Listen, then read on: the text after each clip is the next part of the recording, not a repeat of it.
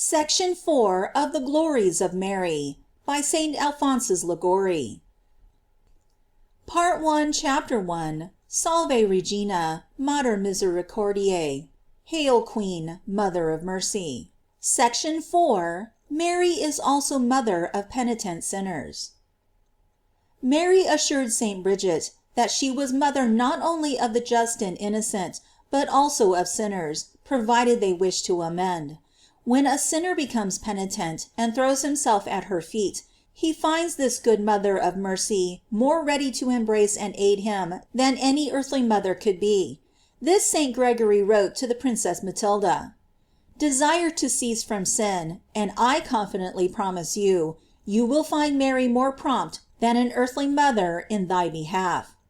But whoever aspires to be the son of this great mother must first leave off sinning, and then let him hope to be accepted as her son.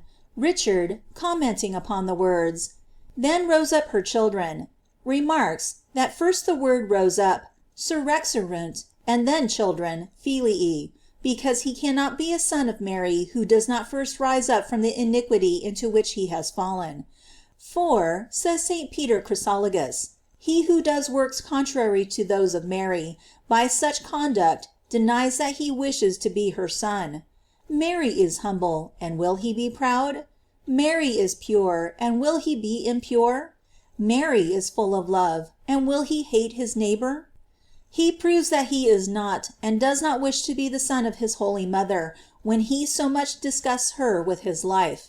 The sons of Mary, repeats Richard of St. Lawrence, are her imitators in chastity, humility, meekness, mercy.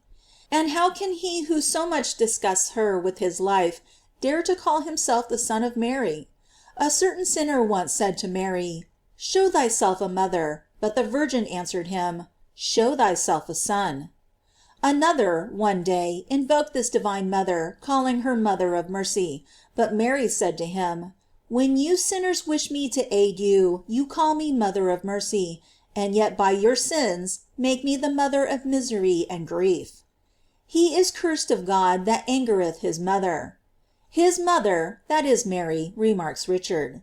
God curses everyone who afflicts this his good mother, by his bad life or his willfulness. I have said willfulness, for when a sinner, although he may not have left his sins, makes an effort to quit them, and seeks the aid of Mary, this mother will not fail to assist him, and bring him to the grace of God. This St. Bridget once learned from Jesus Christ himself, who, speaking with his mother, said, "Thou dost aid those who are striving to rise to God, and dost leave no soul without thy consolation."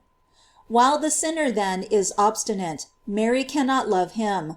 But if he finds himself enchained by some passion which makes him a slave of hell, and will commend himself to the Virgin, and implore her with confidence and perseverance to rescue him from his sin, this good mother will not fail to extend her powerful hand, she will loose his chains, and bring him to a state of safety.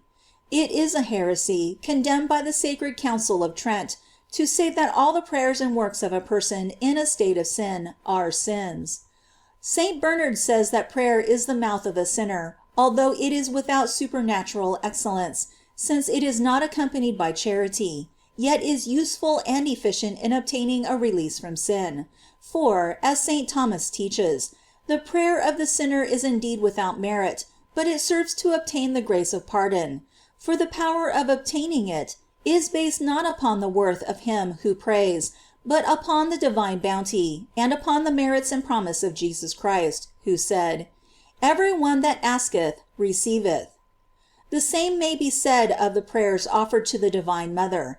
If he who prays, says St. Anselm, does not deserve to be heard, the merits of Mary, to whom he commends himself, will cause him to be heard. Hence St. Bernard exhorts every sinner to pray to Mary, and feel great confidence in praying to her, because if he does not deserve what he demands, yet Mary obtains for him, by her merits, the graces which she asks of God for him. The office of a good mother, says the same saint, is this: if a mother knew that her two sons were deadly enemies, and that one was plotting against the life of the other, what would she do but endeavor in every way to pacify him?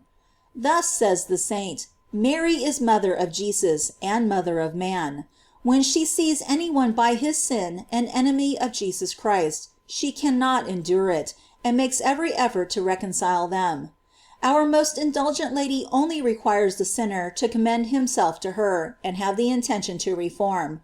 When she sees a sinner coming to implore mercy at her feet, she does not regard the sins with which he is laden, but the intention with which he comes.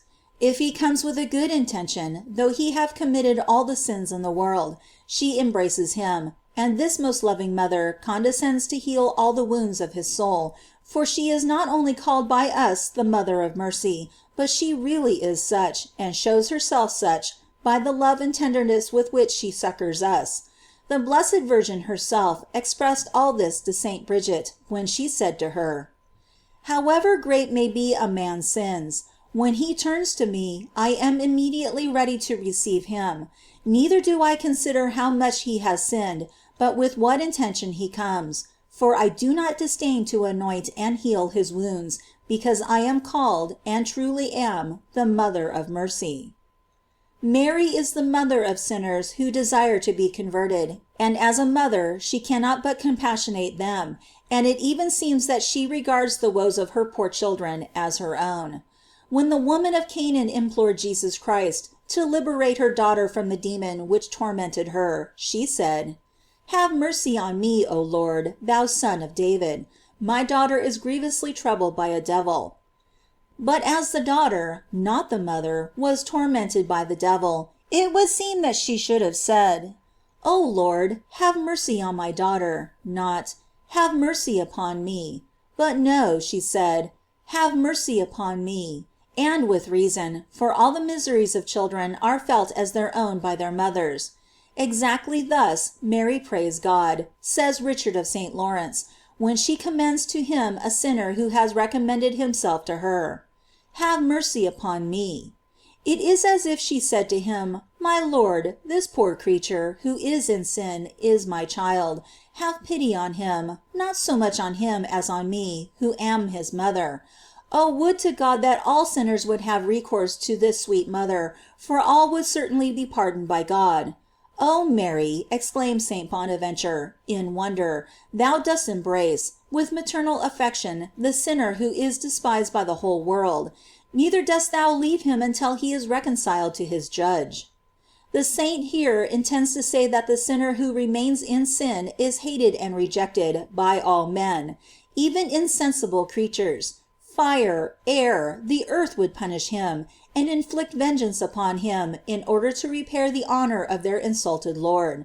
But if this wretch has recourse to Mary, does she banish him from her presence? No. If he comes asking for help, and intending to amend, she embraces him with the affection of a mother, and does not leave him until she has reconciled him to God by her powerful intercession, and reestablished him in his grace. We read in the second book of Kings that the wise woman of Thecula said to David: "My Lord, I have 2 sons, and for my misfortune one has killed the other, so that I have already lost a child. Justice would now take from me my other and only son. Have pity on me, a poor mother, and do not let me be deprived of both my children." Then David had compassion on this mother and liberated the criminal, and restored him to her. It appears that Mary offers the same petition when God is angry with a sinner, who has recourse to her. "Oh my God," she says to him, "I have 2 sons, Jesus and man. Man has killed my Jesus on the cross. Thy justice would now condemn the man. My Lord, my Jesus is dead. Have mercy upon me. And if I have lost one, do not condemn me to lose the other also." Ah, God assuredly does not condemn those sinners who have recourse to Mary, and for whom she prays, since God himself has given these sinners to Mary for her children. The devout Langspergius puts these words into the mouth of our Lord: "I have commended sinners to Mary as her children." Wherefore she is so watchful in the performance of her office, that she permits none to be lost who are committed to her care, especially those who invoke her, and uses all her power to lead them back to me. And who can describe, says Blosius, the goodness, the mercy, the fidelity, and the charity, with which this our mother strives to save us, when we invoke her aid? Let us prostrate ourselves, then, says St. Bernard, before this good mother. Let us cling to her sacred feet, and leave her not until she gives us her blessing and accepts us for her children. Who can distrust the goodness of this mother? Says St. Bonaventure.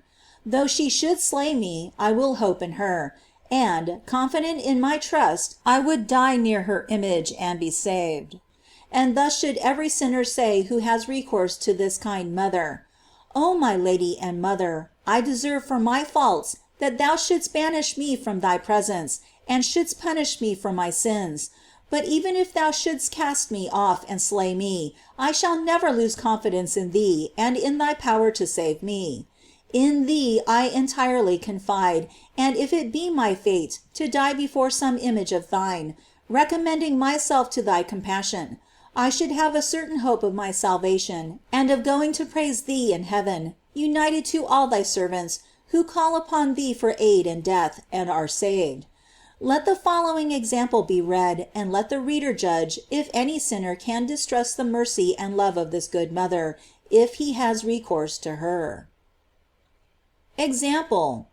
It is narrated by Belloicensis that in Redolio, a city of England, in the year 1430, there lived a young nobleman named Ernest, who gave all his patrimony to the poor and entered a monastery, where he led so holy a life that he was greatly esteemed by his superiors, particularly for his special devotion to the most holy Virgin. It happened that a pestilence prevailed in that city, and the citizens had recourse to that monastery to ask the prayers of the monks. The abbot ordered Ernest to go and pray before the altar of Mary, and not to quit until she had given him an answer. The youth remained there 3 days, and received from Mary, in answer, some prayers, which were to be said. They were said, and the plague ceased. It happened afterwards that this youth became less ardent in his devotion to Mary. The devil assailed him with many temptations, especially to impurity, and a desire to flee from the monastery. And having neglected to recommend himself to Mary, he resolved to take flight by casting himself from the wall of the monastery. But passing before an image of the Virgin, which stood in the corridor, the Mother of God spoke to him and said, "My son, why do you leave me?" Ernest was overcome with surprise, and, filled with compunction, fell on the earth, saying, "My Lady, behold, I have no power to resist. Why do you not aid me?" And the Madonna replied, "Why have you not invoked me? If you had sought my protection, you would not have been reduced to this. From this day, commend yourself to me, and have confidence." Ernest returned to his cell, but the temptations were renewed, yet he neglected to call upon Mary for assistance. He finally fled from the monastery, and leading a bad life, he went on from one sin to another till he became an assassin.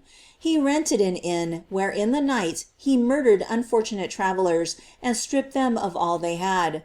One night, among others, he killed the cousin of the governor of the place, who, after examination and trial, condemned him to the gallows. But during the examination a young traveler arrived at the inn, and the host, as usual, laid his plans and entered his chamber to assassinate him. But on approaching the bed, he finds the young man gone, and a Christ on the cross, covered with wounds, in his place. Our Lord, looking compassionately at him, said, "Is it not enough that I have died once for thee? Dost thou wish to slay me again? Do it then. Lift thy hand and kill me."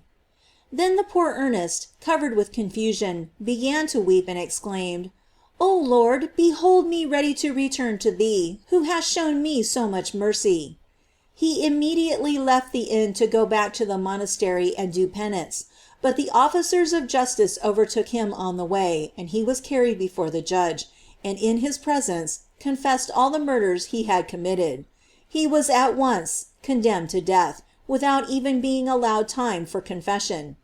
He commended himself to Mary. He was hung upon the gallows, but the Virgin prevented his death. She herself released him, and said to him, "Return to the monastery, do penance, and when you shall see in my hand a paper containing the pardon of thy sins, then prepare to die." Ernest returned, and having related all to the abbot, did great penance. After many years, he saw in the hand of Mary the paper containing his pardon. He then prepared for his last end, and died a holy death. Prayer. O Mary, sovereign Queen, and worthy Mother of my God, most holy Mary! Finding myself so vile, so laden with sin, I dare not approach thee and call thee Mother. But I cannot let my miseries deprive me of the consolation and confidence I feel in calling thee Mother.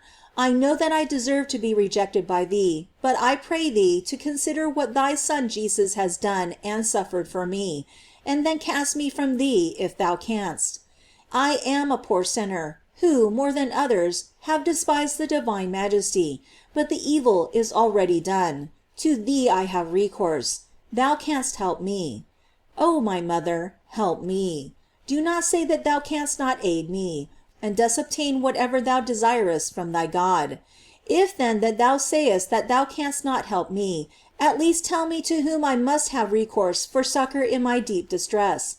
With Saint Anselm I will say to thee and to thy Son: Have pity on me, O thou my Redeemer, and pardon me, thou my Mother, and recommend me to pardon, or teach me to whom I may have recourse, who is more compassionate than you, and in whom I may have more confidence. No, neither in heaven nor on earth can I find one who has more compassion for the miserable, or who can aid me more than you. Thou, O Jesus, art my Father, and thou, O Mary, art my Mother. You love those who are the most wretched, and you seek to save them. I am worthy of hell, and of all beings the most miserable. You need not to seek for me, neither do I ask you to seek me. I present myself to you with the sure hope that I shall not be abandoned by you. Behold me at your feet. My Jesus, pardon me. My Mary, help me. End of section 4.